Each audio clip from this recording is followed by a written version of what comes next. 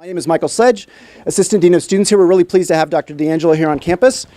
And Robin DiAngelo is a former Associate Professor of Education. She's a two-time winner of the Students' Choice Award for Educator of the Year. Her scholarship is in white racial identity and race relations. In addition to her academic work, Dr. DiAngelo has extensive experience as a workplace consultant in issues of race education and racial justice. She was appointed to co-design, develop, and deliver the City of Seattle's Race and Social Justice Initiative.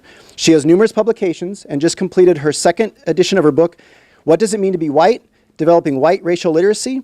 Her work on white fragility has been featured in Alternet, Salon.com, NPR, and Colorlines. She has asked, because of the limited amount of time and the number of folks in the room, that you save questions, and there'll be some Q&A at the end. So please join me in welcoming Dr. Robin DiAngelo. My voice, and at some point in here the mic will arrive, and that'll be a little bit of a relief. So really limited time. I'm going to try not to rush, but you know, this is such a sensitive and charged topic, and so I want to start by drawing attention to my race or my racial position. I am white, and I am coming from a white frame of reference, a white worldview, and I have a white experience. And that is this experience and the perspective I am speaking from today. And I'm primarily speaking to other white folks on what it means to be white in a society that proclaims it doesn't mean anything, and yet is profoundly separate and unequal by race. So that is the question that drives my work. How do we pull that off? How do we pull off that narrative in the face of so much racial inequity? Now, this can also be really useful for people of color, even though I'm talking directly to white people, because I'm going to name and admit to things that white people will rarely ever name or admit to, and that can help with the crazy making. And none of us get good information on how race works, right? People of color very early on have to figure out my reality as well as their own, where I only have to know my own reality. And so it can also just be useful to get some kind of framework for making sense of our experiences. Okay? And so I'm going to start. Where are we? By every measure across every institution, there is racial disparity. All right? So every measure, every institution, empirical evidence. Right?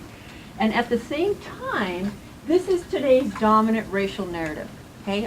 What I'm about to show you comes from an anonymous essay from one of my students, first day of class, about to go forth and be teachers in public schools, juniors and seniors in university, about to be certified as highly educated by our institutions of higher learning, and in a program that's 98% white, and where I was teaching was 10 miles from a city that is 57% black and Latino, so explicit segregation.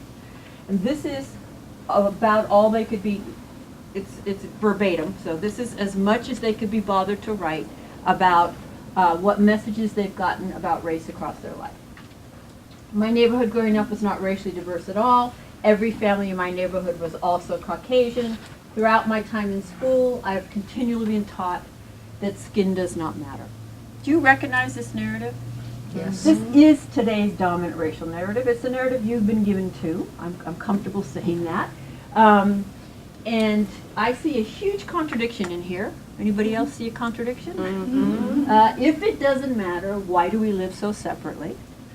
And then maybe another question is, how do we teach that race doesn't matter in racial segregation? Right?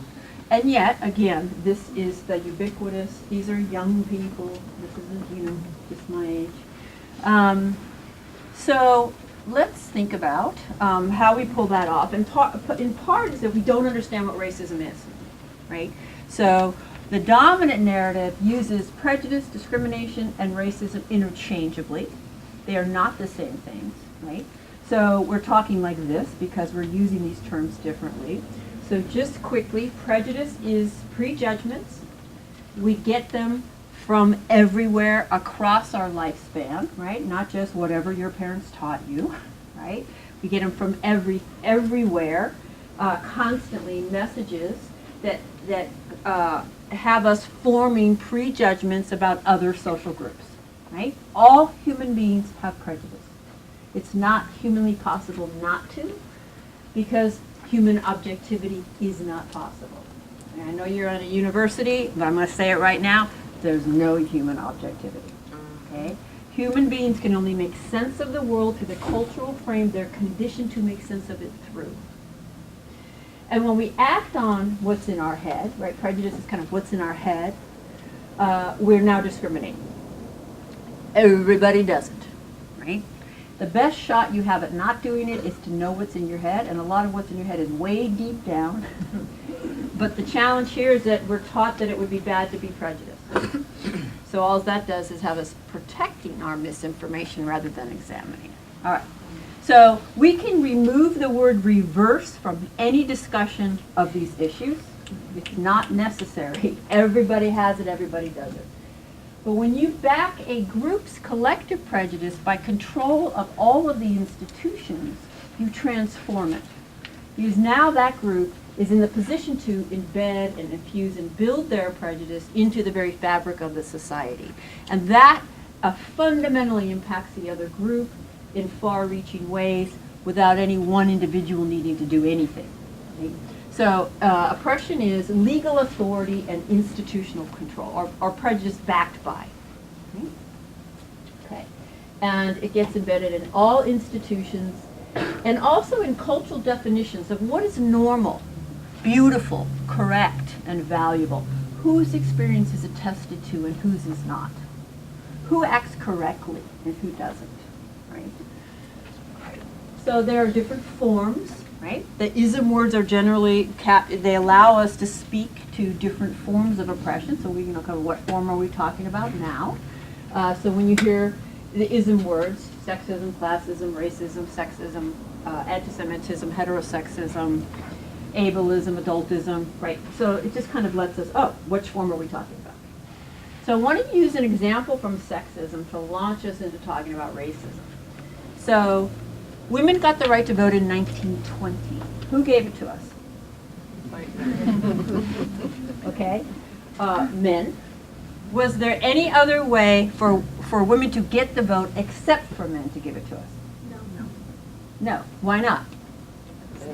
Because we're not literally seated at the seats of institutional power. Could a woman be prejudiced and discriminate against a man individually? Absolutely. Right? Could women as a group oppress men, take away their right to vote, give themselves the right to vote? No.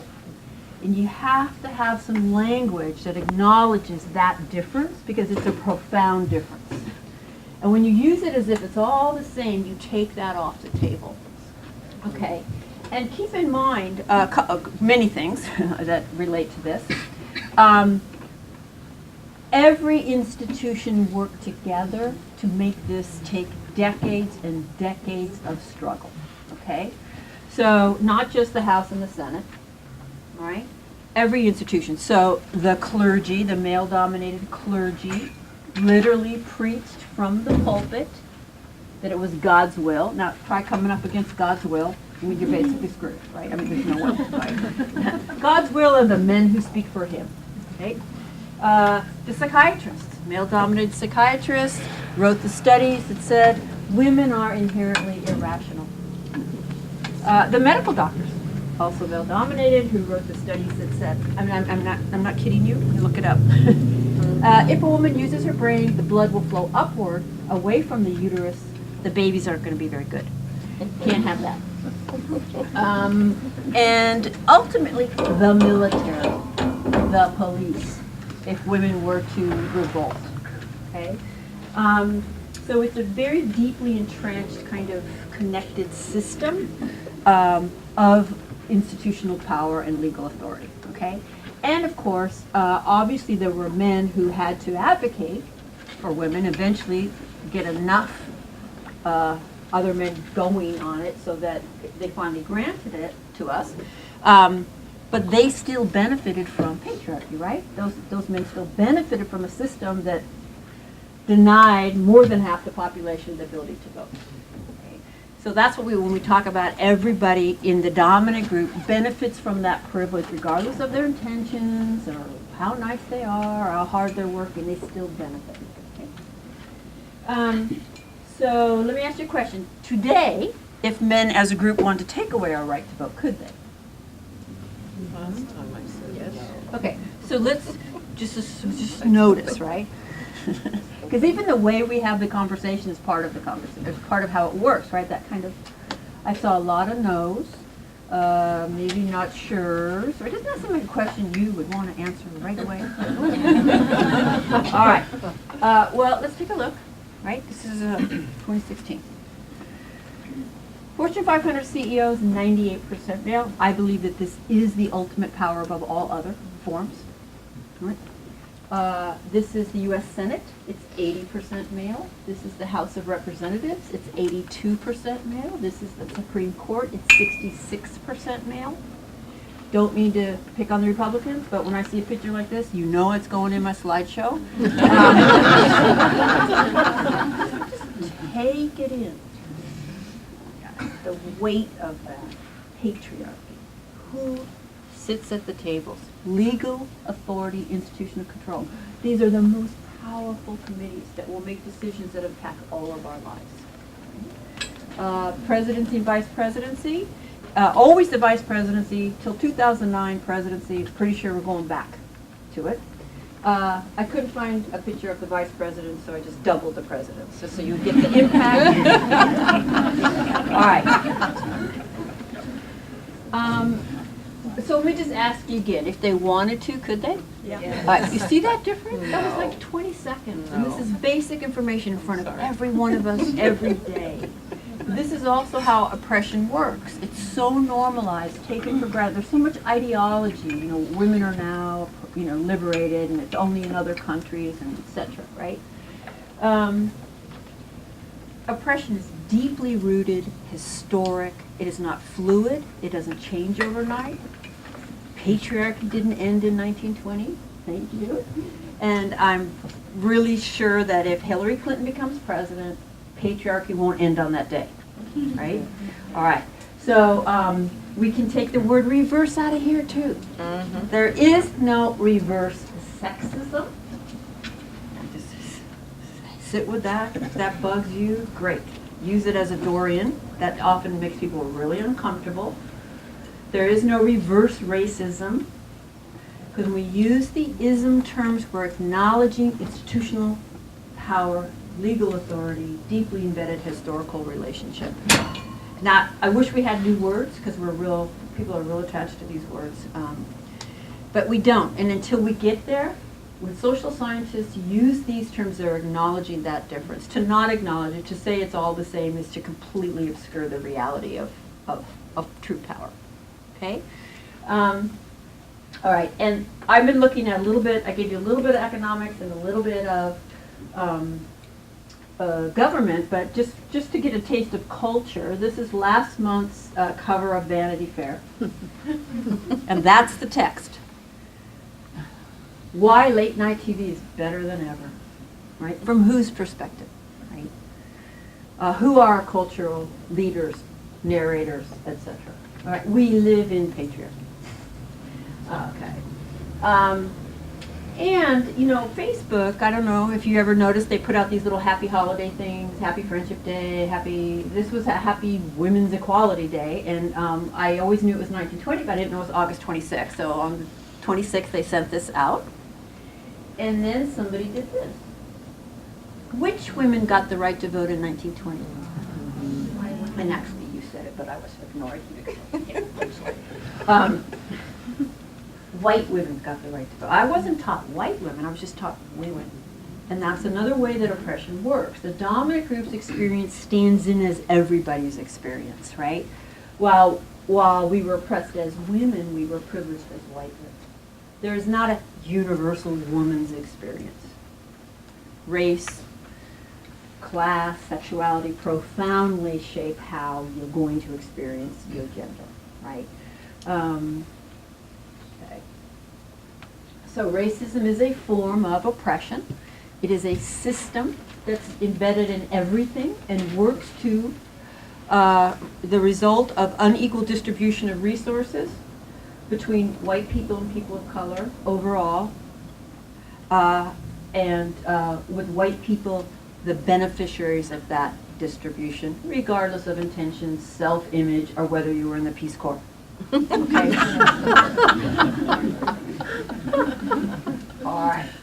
So Marilyn Fry has the image of a bird cage to capture oppression. I think it's a beautiful image or metaphor. That if you look at this bird really close up, you're not going to see the cage at all, right? If you put your face against that, it's like looking through a hole in a fence, and because you're taking a very micro or myopic view, and you're looking at the individual bird, and you're saying, what's the problem? The little door is open. Why doesn't it just fly away? And if you step back and you start to take a macro view, you begin to see these wires, and then these wires, and then these wires, and you begin to see this interlocking network or web of barriers. That while they don't make it impossible for that bird to fly away, they make it unlikely. They enable us to predict the chances, just how we can literally predict how long people of color will live based on their racial assignment. And certainly it's going to make that bird face barriers that a bird outside the cage, right, won't face. So let's look at what some of those bars are. Our institutions, our ideologies, our history, our culture, microaggressions, the continual threat of violence, internalized oppression, rewards for conformity, isolation, the burden of representation, invisibility, unacknowledged historical trauma, to name a few. And I think any person of color on a campus like this, whether you be student, faculty, or staff, can probably relate to isolation, burden of representation, rewards for conformity, invisibility. Okay? And that's another reason why we just cannot use these terms interchangeably as if they cover everybody's, experience or reaction. So this is my metaphor, because I do love them. And it came to me as I listened to white people talk about race and racism. And I heard the same things over and over, and I got this image of a dock or a pier. And what that signifies for me is the superficial or surface nature of these narratives, right? It looks like it's just floating on the water. So let's see what some of those are. I was taught to treat everyone the same. Anybody ever heard that? Yeah. All right. No, you weren't. I'm going to say that again. No, you were not. You cannot teach human beings to treat everyone the same. We do not treat everyone the same. You can tell them. You can put the poster in the hallway outside the Multicultural Center. You can't actually teach that, right? And so this is just someone who doesn't understand basic socialization, honestly, which is most of us. I see people as individuals. I don't care if you're pink, purple, yellow, or polka dotted. Racism's in the past, doesn't have any meaning to me. Everyone struggles. My parents weren't racist. That's why I'm not racist. My parents were racist. That's why I'm not racist. It doesn't matter what comes in front, what comes behind must always be, I'm not racist. And so just happened to be black has nothing to do with the conflict. Okay. That's another one I would actually remove. Anything that leads with just happen to be or regardless of is just a colorblind claim that you actually can't make. In this society, there is no way you can say race has nothing to do with a cross-racial conflict. Any more than you can say gender does. I might not know what it has to do, but it's in there. Right? Because the conditioning is so deep that you just can't, even the way, when we think about gender, even the emotions that I've been conditioned to express, the way that I hold my body, all of it is always in there. So these are colorblind narratives, and some of us in the room may still have these. They're ubiquitous. But if we're a little more sophisticated, we know that colorblind is not really possible and not really working. But I'll get us too. So if we're more sophisticated, we're kind of Northwest liberals. We shop at the co-op. We drive Priuses, and we went to Fairhaven. Then we don't. We don't use those. But what do we say? Here's what we say. We say, oh, I work in a very diverse environment. I have people of color in my family. I used to live in New York. So let's look at these. How many of you that used to live in New York, maybe it's just, I mean, I've heard it. I've actually had people give me that as their evidence. You know, I'm like, oh my God, that's incredible. You walked by people of color and you didn't lose your shit? You are incredible. Oh my God. All right, so let's look at these two. How many and you didn't lose your shit? You are incredible. Oh my God. So let's look at these two. How many and you didn't lose your shit? You are incredible. So let's look at these. Oh my God. These two. How many and you didn't lose your shit? You are incredible. Oh my God. These two. How many and you didn't lose your shit? You are incredible. Oh my God. These two. How many and you didn't lose your shit? You are incredible. So let's look at these. Oh my God. And you didn't lose your shit? You are these two. How many? So let's look at these. Oh my God. And you didn't lose your shit? You are. So let's look at these. These two. How many? Oh my God. And you didn't lose your shit? You are these two. How many? So let's look at these. Oh my God. And you didn't lose your shit? You are incredible. So let's look at these. Oh my God. Incredible. So let's look at these. Oh my God. And you didn't lose your shit? You are. So let's look at these. Oh my God. And you didn't lose your shit? You are incredible. So let's look at these. Oh my God. And you didn't lose your shit? You are incredible. Oh my God. And you didn't lose your shit? You are. So let's look at these. Incredible. And you didn't lose your shit? You are. Oh my God. Incredible. Oh my God. And you didn't lose your shit? You are. So let's look at these. Incredible. Oh my God. And you didn't lose your shit? You are. So let's look at these. Oh my God. So let's look at these. And you didn't lose your shit? You are.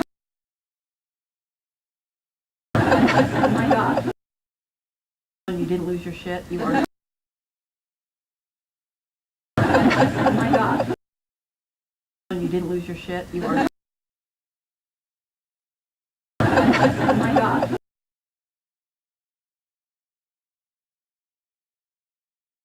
Oh my God. And you didn't lose your shit? You are. Oh my God. And you didn't lose your shit? You are.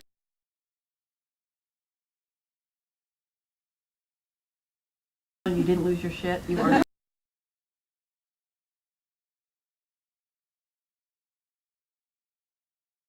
And you didn't lose your shit? You are.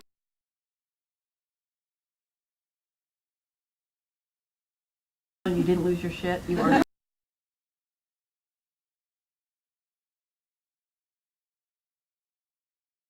And you didn't lose your shit? You are.